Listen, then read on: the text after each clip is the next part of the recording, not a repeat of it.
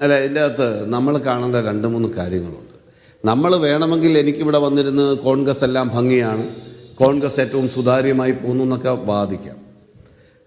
നിഷാദ് ശ്രദ്ധിച്ചിട്ടുണ്ടോ എന്നറിയില്ല, ശ്രദ്ധിച്ചിട്ടില്ലെങ്കിൽ ശ്രദ്ധിക്കണം.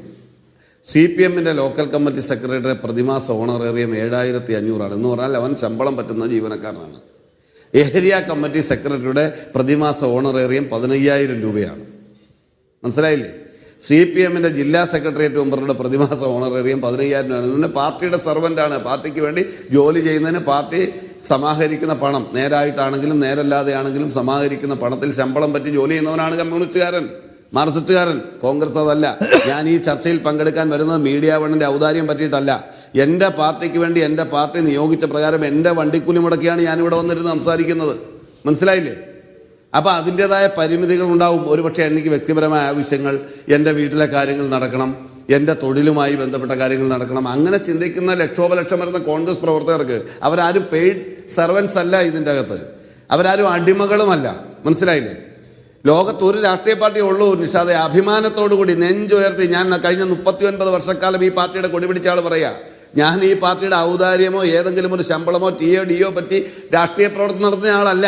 ഒരു MLA-ക്ക് അതിന് അവസരമുണ്ടാവും, MP-ക്ക് അവസരമുണ്ടാവും, ഭരണത്തിലുണ്ടെങ്കിൽ ഒരു കോർപ്പറേഷൻ ചെയർമാൻ അവസരമുണ്ടാവും, അല്ലെങ്കിൽ ഒരു DCC പ്രസിഡന്റ് പാർട്ടി ഫണ്ട് എടുത്ത് ചിലപ്പോൾ യാത്ര ചെയ്യാൻ പറ്റിയേക്കും, KPC പ്രസിഡന്റ് പറ്റിയേക്കും, ഇൻക്ലൂഡിങ് KPC ജനറൽ സെക്രട്ടറിമാർ അടക്കമുള്ള. എനിക്ക് മനസ്സിലാവുന്നില്ല എന്തിനാണ് അനിൽ ബോസ് ഇങ്ങനെ, അല്ല ഫുൾ ടൈം പ്രവർത്തകർ വാങ്ങിക്കുന്ന പൈസ എന്തിനാണ് അവമതിക്കുന്നത്? ഫുൾ ടൈം പ്രവർത്തകർ നാടിന് വേണ്ടി പ്രവർത്തിക്കുകയാണ്, ജനങ്ങളുടെ പ്രശ്നം പരിഹരിക്കാൻ പ്രവർത്തിക്കുകയാണ്. ഒരു ഘട്ടം കഴിഞ്ഞാൽ അവരിപ്പോ തദ്ദേശ സ്ഥാപനങ്ങളിലേക്ക് തിരഞ്ഞെടുക്കപ്പെട്ടാൽ അവിടെയും കിട്ടുമല്ലോ ഈ ഓണറേറിയം. നിങ്ങൾക്ക് ഒരു സംവിധാനം ഉണ്ടാക്കാൻ കഴിഞ്ഞിട്ടില്ല. അല്ല, അതിനപ്പുറത്തുള്ള ആളുകളുടെ പൈസ ഔദാര്യം വാങ്ങിക്കുന്നു, എന്തോ ശമ്പളം വാങ്ങിക്കുന്നു, അടിമപ്പണി എടുക്കുന്നു, അങ്ങനെയൊക്കെ ആക്ഷേപിക്കേണ്ടതുണ്ടോ? നിഷാദ് മനസ്സിലാക്കേണ്ട കാര്യം, ഞാൻ പറയുന്നതിൻ്റെ പോസിറ്റീവായിട്ടുള്ള കാര്യം എടുക്കണം. കോൺഗ്രസ് പാർട്ടിയുടെ കൊടിപിടിക്കുന്ന ഓരോ പ്രവർത്തകരും അവൻ്റെ അധ്വാനത്തിൽ അവൻ്റെ വീടും അവൻ്റെ കുഞ്ഞുങ്ങളും കഴിയേണ്ട പണമെടുത്ത് പൊതുസമൂഹത്തോടുള്ള ഇഷ്ടം കൊണ്ടും പാർട്ടിയോടുള്ള സ്നേഹം കൊണ്ടും കമ്മിറ്റ്മെൻറ്റിൻ്റെ അടിസ്ഥാനത്തിൽ ജോലി ചെയ്യുന്നവരാണ്. ശമ്പളം പറ്റുന്നവരും അങ്ങനെ സർവീസ് അടിസ്ഥാനത്തിൽ ജോലി ചെയ്യുന്നവരും തമ്മിൽ അന്തരമുണ്ടെന്നേ. ആ അന്തരം കാണണ്ടേ? അതിനെ നിങ്ങൾ നമസ്കരിക്കണ്ടേ? അല്ല, എനിക്ക് മനസ്സിലാവാത്ത എന്താണ് അനിൽ ബോസ് പറയുന്നത്? CPM-ന്റെ ലോക്കൽ സെക്രട്ടറിയായി പ്രവർത്തിച്ച് കുടുംബ പ്രവർത്തകർ വിചാരിക്കുന്നതല്ലോ. പാർട്ടിക്ക് വേണ്ടി ഒരാൾ കമ്മിറ്റഡ് ആയിട്ട് ഇറങ്ങി വരുമ്പോൾ അയാളുടെ ജീവിതത്തിനുള്ള ഒരു ചെറിയ തുക, 7,500 കൊണ്ടൊക്കെ ജീവിക്കാൻ പറ്റുമോ? ഇല്ല. പറ്റുമോ? 7,500 രൂപ കൊണ്ട് ലോക്കൽ സെക്രട്ടറിക്ക് ജീവിക്കാൻ പറ്റുമോ? ഇല്ല. ആർക്കും പറ്റില്ല ജീവിക്കാൻ.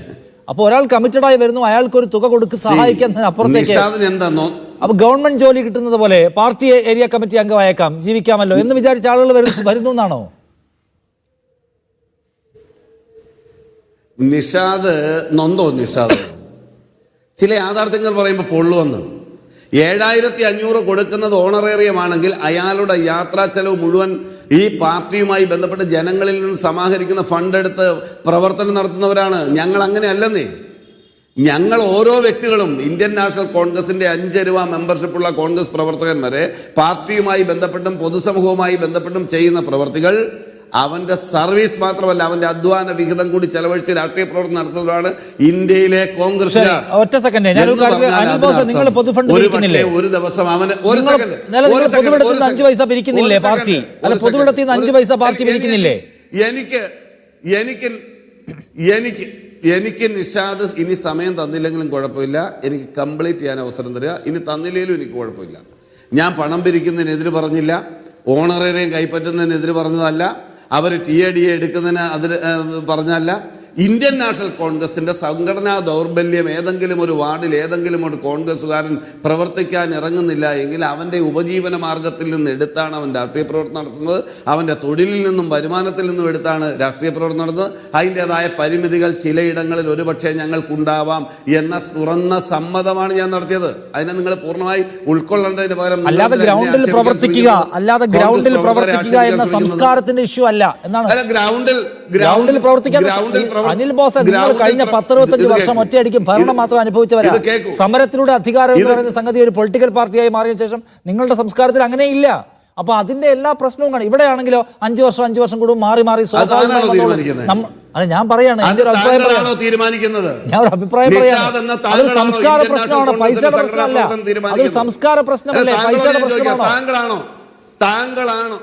അല്ല ഞാൻ ചോദിക്കുന്ന താങ്കളാണോ ഇന്ത്യൻ നാഷണൽ കോൺഗ്രസിന്റെ പ്രവർത്തനത്തിന്റെ ഇത് സർവീസ് എങ്ങനെയാണ് നടക്കുന്നതെന്ന് മോണിറ്റർ ചെയ്യാനുള്ള അതോറിറ്റി താങ്കളാണോ?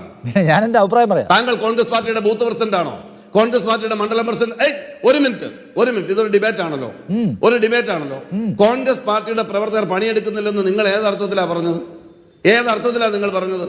കോവിഡ് കാലത്ത് എവിടെയാണ് ഞങ്ങൾ ഇല്ലാതിരുന്നത്? ഏത് ദുരന്തവശത്താണ് ഞങ്ങൾ ഇല്ലാതിരുന്നത്? ഏത് ജനങ്ങളുടെ പ്രശ്നങ്ങളിലാണ് ഞങ്ങൾ ഇല്ലാതിരുന്നത്? ഞങ്ങൾ ഇല്ലാതിരുന്നിട്ടുണ്ട്. എപ്പോഴാ? കോവിഡ് പ്രോട്ടോകോൾ പ്രമാണിച്ച് ആരോഗ്യ വാളണ്ടിയറും അംഗനവാടി ടീച്ചറും ആശാവർക്കർമാരും മാത്രം പുറത്തിറങ്ങിയാൽ മതി, ഒരു കോൺഗ്രസ്സുകാരനും പുറത്തിറങ്ങണ്ട എന്ന് പറഞ്ഞ് ബാൻ ചെയ്യുന്ന രീതിയിൽ രാഷ്ട്രീയ പ്രേരിതമായി നിലപാടെടുത്തപ്പോൾ അന്നത്തെ നമുക്ക് ശീലമില്ലാത്ത ഒരു അസുഖത്തിന്റെ മുന്നിൽ നമ്മൾ ഒരു പക്ഷേ പുറകോട്ട് നിന്നിട്ടുണ്ടാവും. ഇല്ലാന്ന് ഞാൻ പറയുന്നില്ല, ഞാനത് അംഗീകരിക്കും. പക്ഷേ ഞങ്ങൾ ഏത് ദുരന്തമുഖത്താണ് ഇല്ലാത്തത്? ഒരു ദുരന്തമുഖം നിങ്ങൾ ചൂണ്ടിക്കാണിക്കുക. പ്രളയത്തിൽ ഞങ്ങളില്ലായിരുന്നോ? നമ്മൾ ഈ വയനാട്ടിലെ ദുരന്തത്തിൽ ഞങ്ങളില്ലായിരുന്നോ? പാവപ്പെട്ട ആളുകൾക്ക് വീട് വെച്ചു കൊടുക്കാൻ ഞങ്ങളില്ലായിരുന്നോ? ഏത് കാര്യത്തിലാണ് ഞങ്ങളില്ലാത്തത്? ഞങ്ങൾക്ക് ഭരണം കിട്ടി. താങ്കൾ പറഞ്ഞല്ലോ ഞങ്ങൾ ഭരണത്തിൽ സുഖിച്ചു. ഞങ്ങൾ ഭരണത്തിൽ സുഖിച്ചിട്ടുണ്ടെങ്കിൽ അതുകൊണ്ടാണെന്നേ പാവപ്പെട്ട മഞ്ഞക്കാർഡുള്ള റേഷൻ കാർഡുകാരൻ പ്രതിമാസം 35 കിലോ അരി 1 രൂപ കൊടുക്കാതെ വാങ്ങുന്നത്. ഞങ്ങൾ ജനങ്ങളെ കണ്ടുകൊണ്ടാ. പല പഞ്ചായത്തിലും ഇന്ന് 346 369 പ്രതിദിന വേതനം മഹാത്മാഗാന്ധി തൊഴിലുറപ്പ് പദ്ധതിയുടെ പേരിൽ എഴുതിയെടുക്കുന്നുണ്ടെങ്കിൽ നിഷാദ് അറിഞ്ഞിട്ട് വേണം. അത് ഇന്ത്യൻ നാഷണൽ കോൺഗ്രസ്സുകാരൻ അധികാരത്തിൽ ഇരുന്നോണ്ടാ, ഒരു CPM-കാരന്റെ BJP-കാരന്റെ ഔദാര്യമല്ല.